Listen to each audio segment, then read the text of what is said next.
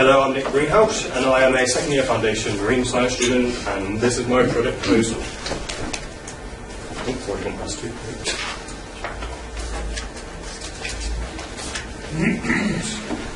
The title of my project is Determine the height distribution of Zonostra Noltil in the River Halford by sediment type.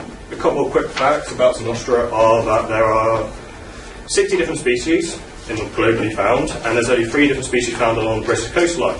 The common name for all these species are the common eelgrass, the narrow-leaf eelgrass, and the dwarf eelgrass. The dwarf eelgrass is specific to my project because that's the one based in the Halford. You can also see some of my hypotheses I'm going to be using for my experiments. In the handout I've given you, I have a lot of references, and these are just a few of my references I'll be using or background research to use in my write-up. Some of the resources I will require for my fieldwork will be a quadrat, a diving line, a GPS logger, while for the lab work I would need to use a scale, Bunsen burner, magnesium chloride. My handout goes into more detail about the equipment I will need, as well as the purpose behind each equipment. These associated external bodies have all been contacted by me, either in person or by email, and they all have relevance to the eelgrass or the conservation of the Halford.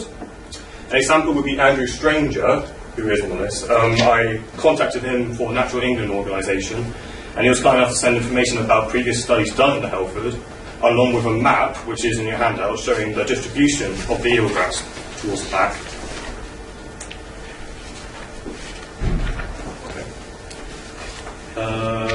These associated research and recommendations, I have used these in my paper. I have outlined what their relevance is to my study. For example, the University of Rhode Island project, which is that one, goes into detail about using a statistical analysis, which I am planning to use. In my method, I will quickly cover some of what I would do during my survey period. I was planning to use a literal transect line going horizontally along the tide line, and every few metres I'll mark out the eelgrass distribution by percentage coverage from a quadrat. Once I've worked out the most abundant area within a certain bed, I'll use the 100 millilitre syringe and take a sediment sample from that location. Ideally, by the end of the survey period, I'll have 5 different sediment samples. While I'm doing this survey, I will also have my GPS logger attached to my dive line, which will hopefully mark down my GPS location, which I can do as an add-on to my project and working out the eelgrass bed size during the winter months. While in the lab work, I'll use techniques such as bursting tall grains to extract microfauna and macrofauna, as well as wet weighing and combustion techniques to work out the organic content weight. The statistical test I plan to use was Cross-Wallace test, due to me having 3 different hypotheses and my data being continuous. However, after a bit of research, I realised that this was no longer viable due to my data being partly discrete, and it contains from 3 different hypotheses being different data types. So I decided to change my idea to use Pearson's correlation matrix, which as a previous study has used. However, the test relies on expected data, which I have yet to receive from external bodies.